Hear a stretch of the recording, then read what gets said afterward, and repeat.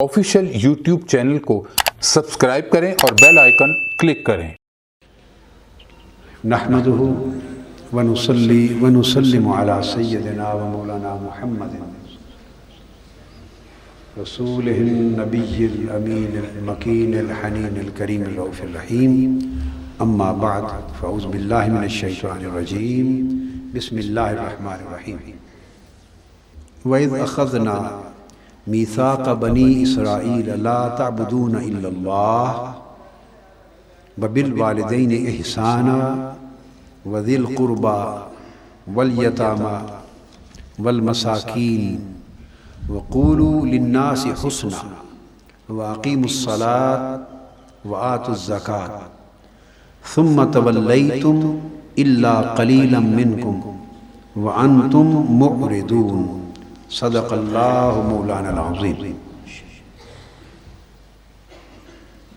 معزز علماء و مشائخ اعظام اور خواتین و حضرات، عزیز طلبہ اور طالبات، اللہ رب العزت کی توفیق سے اور اس کے فضل سے پچھلے جمعۃ المبارک میں جو جامع منہاج القرآن ماڈل ٹاؤن میں ہوا تھا، میں نے یہ آیہ کریمہ تلاوت کی سورہ بقرہ کی آیت نمبر 83، اور پچھلے خطاب میں ہم نے اذ اخذنا، اس میں جو اخذنا ہے اس کے حکمت پر، فلسفے پر اور اس کے کچھ باریک ایمان افروز نکات اور معارف پر گفتگو کی تھی۔ لب لباب اس گفتگو کا یہ تھا کہ جب اللہ پاک نے فرمایا کہ یاد کرو جب ہم نے اولاد یعقوب سے پختہ وعدہ لیا، خلاصہ بات کا یہ ہے کہ یہ نکتہ سمجھایا تھا کہ وعدہ تو پیغمبر خود لیتا ہے، لیتا من جانب اللہ ہے،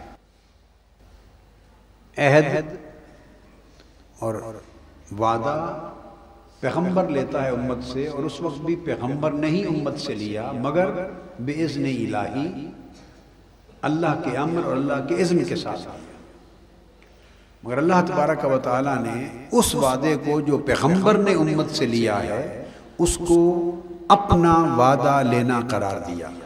فرمایا وَإِذْ أَخَذْنَا، جب ہم نے اولاد یعقوب سے عہد لیا۔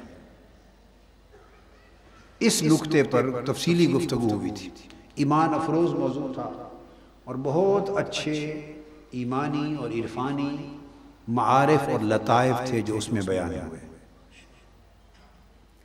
آج ہم گفتگو آگے بڑھا رہے ہیں اور مختصر سی بات کریں گے تاکہ یہاں سلسلہ خطابات کا افتتاح ہو جائے۔ تو اللہ پاک نے فرمایا جو وعدہ ہم نے اولاد یعقوب سے، بنی اسرائیل سے لیا، وہ 10 کمانڈمنٹس پر مشتمل تھا، اس میں 10 احکامات الہیہ تھے، اور وہ ایک ایسا چارٹر ہے کہ وہ پورا کا پورا اسلامی نظام حیات ہے انسانوں کی زندگی میں اگر اس کو نافذ کر لیا جائے۔ ایک پورا اسلامک بیہیویئر ہے، ایک مکمل اسلامک مورل کنڈکٹ ہے جو اللہ تبارک و تعالیٰ نے اپنے ان 10 احکامات کے ذریعے انسانوں کو عطا کیا، اور یہی حکم امت محمدی صلی اللہ علیہ وآلہ وسلم کے لیے کنفر کیا جا رہا ہے، یہی حکم آگے منتقل کیا جا رہا ہے، نافذ کیا جا رہا ہے۔ اس میں سب سے پہلی بات کی لا تعبدون الا اللہ، کہ اللہ کے سوا کسی کو عبادت اور بندگی کے لائق نہ سمجھا جائے۔ ایک بات تو اعتقاد کے حوالے سے اتنی ذہن نشین کر لیں کہ جب یہ فرما دیا جاتا ہے کہ اللہ کے سوا کسی کی بندگی نہ کی جائے، اور اگر رسول صلی اللہ علیہ وآلہ وسلم کا الگ سے ذکر نہ ہو تب بھی لا تعبدون الا اللہ کے حکم میں رسول کی تابعداری، اطاعت اور فرما برداری شامل ہوتی، اطاعت شامل ہوتی۔ چونکہ اسی نقطے سے میں نے ایکسپلین کیا تھا کیوں کہ یہ وعدہ ہی وہ ہے جو پیغمبر براہ راست اپنی امت سے اللہ کے بیہاف پر اللہ کی نمائندگی کرتے ہوئے اللہ کی جانب سے لے رہا ہے۔ تو جب وعدہ ہی پیغمبر نے لیا اور اس وعدے کو اللہ نے اپنا وعدہ لینا قرار دیا تو گویا ابتدا ہی پیغمبر پر اعتقاد اور اعتماد کی شکل میں ہو گئی۔ یہ نہیں فرمایا کہ یاد کرو جب میرے پیغمبر نے تم سے وعدہ لیا میرے حکم پر، میرے امر سے تم سے میرے پیغمبر نے وعدہ لیا، یہ بات نہیں کی۔ تو جب وہ کہہ دیتا بھائی اخذنا، جب ہم نے وعدہ لیا، تو اس ہم سے مراد پیغمبر کا وعدہ لیا۔ تو اللہ پیغمبر کے اس عمل کو اون کرتا ہے، لہذا اس سے یہ اشکال دور ہو جانا چاہیے کہ بعض اوقات بعض ذہنوں میں خیال آتا ہے کہ یہاں توحید کا حکم ہے، اللہ کے سوا کسی اور کی بندگی نہ کرنے کا ذکر ہے، یا آخرت کا ذکر ہے، یا فلاں ذکر ہے، مگر رسالت کا ذکر الگ سے نہیں ہے، رسول کی اطاعت اور اتباع کا ذکر الگ سے نہیں ہے، کہ شاید اطاعت اور اتباع رسول کے بغیر بھی کمانڈمنٹس اسلامک کمانڈمنٹس ہو سکتے ہیں، اور اس کے بغیر بھی شاید بخشش اور مغفرت کا کوئی راستہ نکل سکتا ہے، یا اس کے بغیر بھی شاید کوئی اسلامک کنڈکٹ اور اسلامک بیہیویئر کا ایک تصور قائم ہو سکتا ہے۔ یہ بات رد کرنا چاہتا ہوں کہ نہیں، اب اگر آپ 10 کمانڈمنٹ کو گنے جو لا تعبدون الا اللہ سے شروع ہو کر ختم ہو رہے ہیں وآتوا الزکوٰۃ پر، اگر آپ یہاں پر لینا چاہیں بالفرض اور یہ سمجھیں کہ ان میں پیغمبر کی اطاعت اور اتباع کا کہیں ذکر نہیں، تو یہ غلط ہوگا۔ اگر یوں ہی بات سمجھنی ہے تو پھر یہ 10 نہیں 11 کمانڈمنٹ ہیں۔ 10 احکام وہ ہیں جنہیں کرنے کا کہا جا رہا ہے، اور پہلا حکم جو 11 بن جاتا ہے وہ ہے کہ پیغمبر کا کیا اللہ کا کیا قرار دیا جا رہا ہے۔ وَإِذْ أَخَذْنَا، جب ہم نے عہد لیا، جب کہ لیا پیغمبر میں تھا، تو پیغمبر کا عہد لینا اللہ کا عہد لینا ہے، تو گویا سب سے پہلا بیسک اور فنڈامنٹل کمانڈمنٹ اللہ کا یہ ہوا کہ پیغمبر کو اللہ کا ایسا نمائندہ مانو کہ جو پیغمبر کہے سمجھو اللہ نے کہا ہے، جو پیغمبر کرے سمجھو اللہ نے کیا ہے، جو پیغمبر کا حکم ہو سمجھو وہی اللہ کا حکم ہے، جو پیغمبر کی اطاعت ہو سمجھو یہی اللہ کی اطاعت ہے، اور جو پیغمبر کی اتباع ہو سمجھو یہی اللہ کی بندگی ہے۔ تو اس اخذنا میں پیغمبر سے لیا جانے والا عہد شامل کر کے یہ نقطہ معرض وجود میں آیا۔ تو اس طرح پہلا حکم یہ ہے کہ تمام احکام بذریعہ رسالت قبول ہوں، یہ حکم ہے، اب حکم اول ہے۔ تو اللہ پاک نے پیغمبر کے عمل کو اوتھینٹیکیٹ کرنے کے لیے اس کی مضبوطی، استحکام، اس کا معتمد اور معتبر ہونا اور اس کا حجت ہونا ثابت کرنے کے لیے، اسٹیبلش کرنے کے لیے پیغمبر کے لیے ہوئے عہد کو اپنا لیا ہوا عہد قرار دے دیا، اپنی ذات کی طرف منسوب اس لیے کیا ہے تاکہ حجت تمام ہو جائے۔ پھر فرمایا لا تعبدون الا اللہ، تو میں کہوں گا کہ اب یہ دوسرا کمانڈمنٹ ہے کہ اللہ کے سوا کوئی بندگی کے لائق نہیں۔ اب اس کو جب زندگی میں نافذ کرتے ہیں تو اس سے مراد صرف عبادت کرنا ہی نہیں ہے، اس سے مراد یہ ہے کہ پھر اللہ کی جب بندگی میں آ گئے تو کوئی نمرود، کوئی فرعون، کوئی قارون، کوئی حامان اتھارٹی نہ رہا۔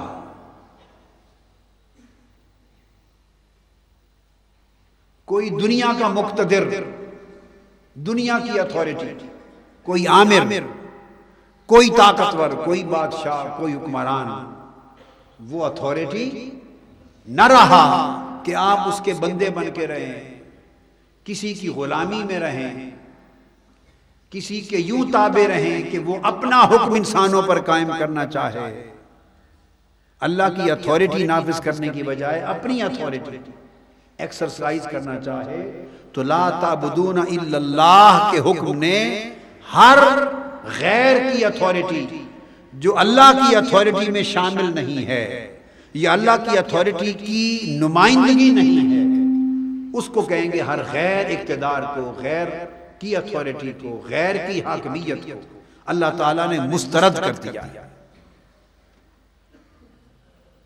لا حکم الا اللہ، اللہ کے سوا کسی کی حاکمیت نہیں، یہ لا تعبدون الا اللہ میں شامل ہوگا۔ تو آپ پوچھیں گے اللہ کی حاکمیت کے سوا جب کسی کی نہیں تو رسول پاک صلی اللہ علیہ وسلم کی حاکمیت کہاں سے آ گئی؟ تو اللہ پاک نے فرمایا، اپنا فرمایا لا حکم الا اللہ، بغیر قسم کے بات کی، کیا؟ بغیر قسم اور حلف کے کہا کہ اللہ کے سوا کسی کی حاکمیت نہیں۔ اور جب حاکمیت محمدی صلی اللہ علیہ وسلم کی باری آئی تو فرمایا فلا وربک لا یؤمنون حتی یحکموک فیما شجر بینہم۔ جب محبوب کی حاکمیت کی باری آئی تو فرمایا محبوب مجھے اپنی قسم، جب تک لوگ تجھے حاکم نہ مانے مومن نہیں ہو سکتے۔ جب تک لوگ آپ کو حاکم نہ مان لیں مومن نہیں ہو سکتے۔ یہ اتھارٹی ہے۔ اب یحکموں کا تحکیم سے ہو، حکم ہو، حاکم ہو، یہ سب ایک ہی معنی۔ اس لیے ایک معنی ہے کہ جس کو رتی برابر بھی کانسٹیٹیوشن، پولیٹیکل سائنس اور قانون، آئین، سیاسیات اور قانون کی سمجھ ہے، وہ جانتا ہے کہ اتھارٹی ایک ہوتی ہے۔ اگر جوڈیشل ہو جائے، کیا؟ جوڈیشل ہو جائے، عدالتی نوعیت کی ہو جائے تو تحکیم کا لفظ بولتے ہیں، اگر ایگزیکٹو ہو جائے تو حاکم کا لفظ بولتے ہیں۔ اتھارٹی ایک، اتھارٹی سٹیٹ کی ہوتی ہے، اتھارٹی سٹیٹ کی ہوتی ہے۔ یہ خاص نقطہ سمجھانا چاہتا ہوں، اور ایک بڑے عجیب نئے انداز کے ساتھ ایک وہم کا ازالہ ہے، ایک نئے انداز کے ساتھ ایک وہم کا ازالہ ہے۔ اس پہ بعض لوگ خیال کرتے ہیں کہ یا تو ہے کہ اپنے اختلافی معاملات و نزاعات میں جو لوگ آپ کو حکم یعنی فیصلہ کرنے والا نہ مانے وہ مومن نہیں، تو اس سے مقتدر اعلیٰ کا تصور نہیں نکلتا۔ بعض لوگ کہتے ہیں کہ اس سے مقتدر کا معنی نہیں نکلتا، اس سے حضور کی عدالتی اتھارٹی اسٹیبلش ہوتی۔ آپ یہ بات سمجھ رہے ہیں سارے کہ عدالت میں حضور کی جو شان ہے، اتھارٹی، جوڈیشل اتھارٹی اسٹیبلش ہوتی ہے، اور سٹیٹ اتھارٹی، ریاستی حاکمیت ثابت نہیں ہوتی۔ میں اس کا معنی لے رہا ہوں ریاستی حاکمیت کا۔ اس کے بے شمار دلائل اور اسباب ہیں، مگر اس وقت صرف دو نکتے بتاتا ہوں اور پھر آج کی گفتگو ختم، پھر آگے چلے گا انشاءاللہ۔ یاد رکھ لیں، اگر اس تصور کو مان لیا جائے اور یہاں دو حصے کر کے جدا کر دیے جائیں اور اس کو صرف عدالتی حاکمیت مانا جائے، حکمیت، پھر وہ حکم ہو جاتا ہے، تحکیم ہو جاتی ہے۔ اگر یہ مانا جائے تو اسلام اور شریعت کا پورا نظام دھڑام نیچے گر جائے۔ وہ لوگ جو حضور کی حاکمیت مطلقہ کو یہاں نہیں مانتے. یہ جو سینئر طلبہ اور فضلاء بیٹھے ہیں ان کے لیے خاص طور پہ، سمجھدار لوگوں کے لیے، اساتذہ کے لیے، بیٹیوں کے لیے ایک ٹیکنیکل نکتہ ہے. جو لوگ اس سے حضور علیہ الصلوۃ والسلام کی ریاستی حاکمیت کو نہیں مانتے اور سمجھتے ہیں یہ عدالتی فیصلوں کا اختیار اس میں بیان ہوا ہے، اگر یہ تصور مان لیا جائے تو اسلام کا تصور ختم ہو جاتا ہے. اور جو مغربی مفکرین نے اسلام کے خلاف، اورینٹلسٹ نے، مستشرقین نے اسلام کے خلاف جو زہر اگلا ہے، ان کی بات ثابت ہو جاتی ہے. وہ یہی کہتے ہیں.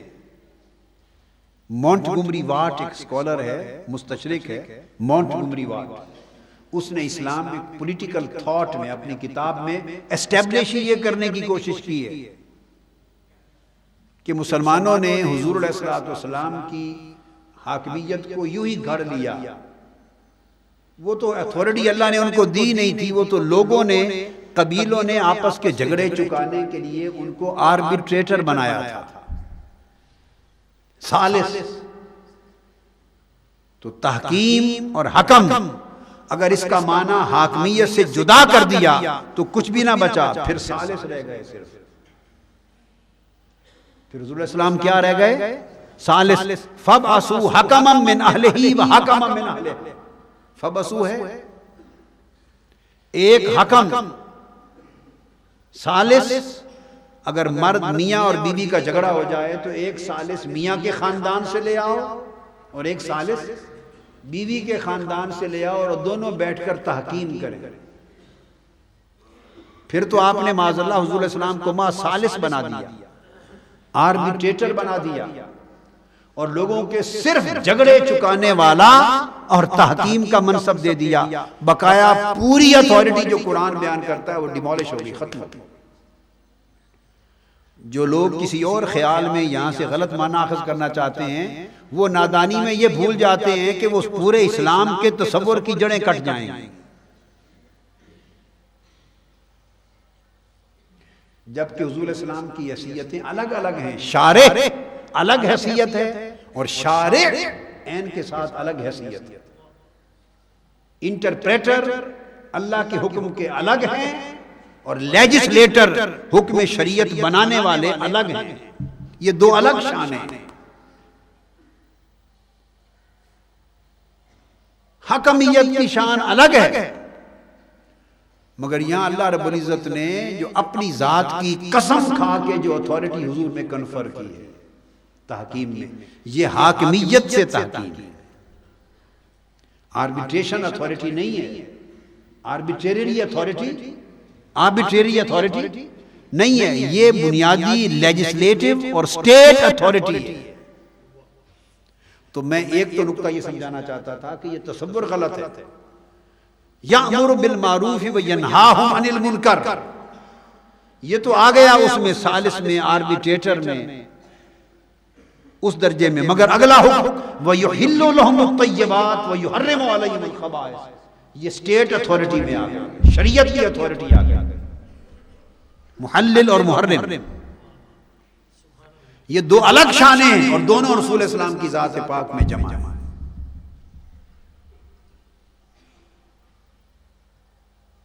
فرمایا ریشم حرام ہے مرد کے لیے، یہ شریعت کا حکم ہے، یہ شریعت کا حکم ہے.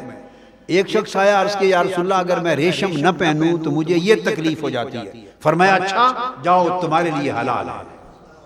اب یہ شان ثالث کی نہیں ہو سکتی، یہ شان شارع شریعت کا حکم دینے کی اتھارٹی رکھنے والے کی ہے. کسی اور کی مجال ڈاکٹر حلال کر دے. قرآن نے کہا خون حرام ہے، قرآن نے کہا خون حرام ہے.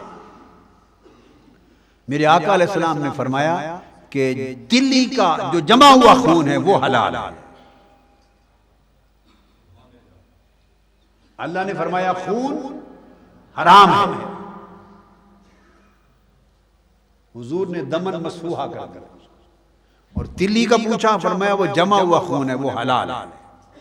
یہ کام ثالث کا نہیں ہے، یہ کام شارع کا ہے جس کے پاس اتھارٹی ہے۔ اللہ نے فرمایا حرمت علیکم المیتہ، مردار جو شرعی طریقے سے ذبح نہ کیا جائے اور مر جائے، ذبح کیے بغیر جو حلال جانور ہو مگر ذبح کے بغیر مر جائے، اللہ نے فرمایا وہ حرام ہے۔ تو کسی نے آ کے پوچھا یا رسول اللہ مچھلی تو ہم ذبح کے بغیر کھاتے ہیں، فرمایا حلال۔ پورے قرآن میں کہیں مچھلی حلال نہیں۔ تو اگر حضور کی اتھارٹی نہ مانی جائے تو پھر مچھلی کھانے والے سب حرام خور ہیں۔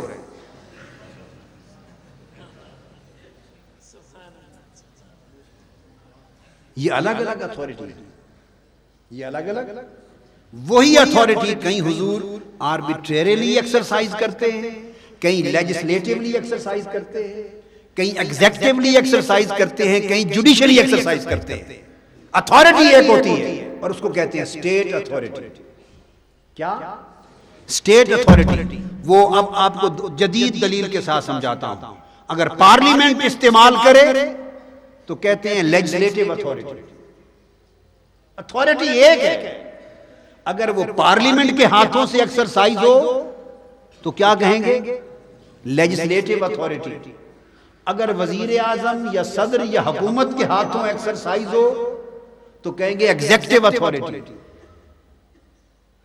اور اگر چیف جسٹس اور سپریم کورٹ اور ہائی کورٹ کے ہاتھوں ایکسرسائز ہو تو کہتے ہیں جوڈیشل اتھارٹی۔ جیسے جیسے افراد بدلتے جاتے ہیں ایک اضافی لفظ اتھارٹی کے ساتھ لگتا چلا جاتا ہے تو اتھارٹی کے رخ بدلتے چلے جاتے ہیں، مگر اصل بولیے ایک ہے، اس کو اسٹیٹ اتھارٹی کہتے ہیں۔ اور یہ پھر ہم پلہ ہوتے ہیں، یہ لوگ ہم پلہ ہوتے ہیں۔ اگر حضور علیہ السلام کی اتھارٹی کو آپ نے ایک جز بنا دیا، مثلا جوڈیشل بنا دیا، تو پھر کوئی اسلام کے اندر انسانوں میں حضور کا ہم پلہ بھی ہونا چاہیے لیجسلیٹیو اتھارٹی میں، وہ رسالت میں شرک ہو جائے گا۔ کوئی حضور کا ہم پلہ ایگزیکٹیو اتھارٹی میں بھی ہونا چاہیے، وہ رسالت میں شرک ہو جائے گا۔ سب سے بڑے ایگزیکٹیو اسلام میں حضرت ابو بکر صدیق رضی اللہ تعالیٰ عنہ ہیں۔ جب وہ خلیفہ بنے تو کسی نے ان کو خط لکھا، یا خلیفۃ اللہ، اے اللہ کے خلیفہ آپ کو سلام ہو۔ آپ نے پکڑ لیا اس نے کہا ابو بکر کب سے خدا کا خلیفہ بنا ہے؟ خدا کا خلیفہ ایک ہے، وہ مصطفیٰ ہے۔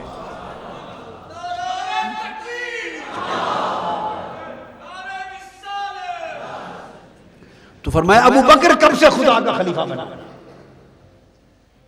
فرمایا لست خلیفۃ اللہ ولکنی خلیفۃ رسول اللہ، میں اللہ کا نائب نہیں ہوں، میں مصطفیٰ کا نائب ہوں۔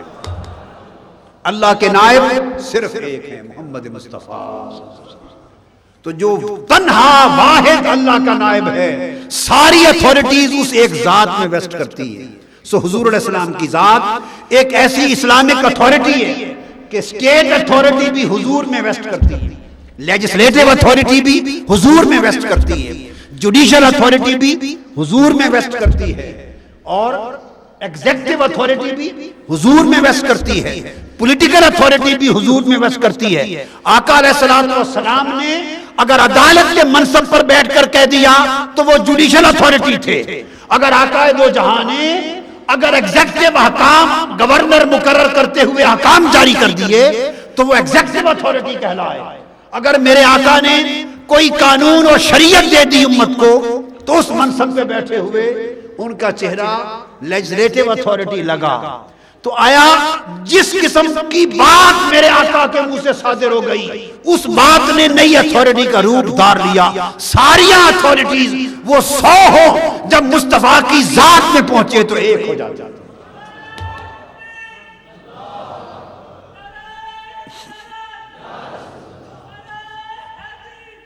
اس لیے یہ نقطہ کلیئر کر دیا۔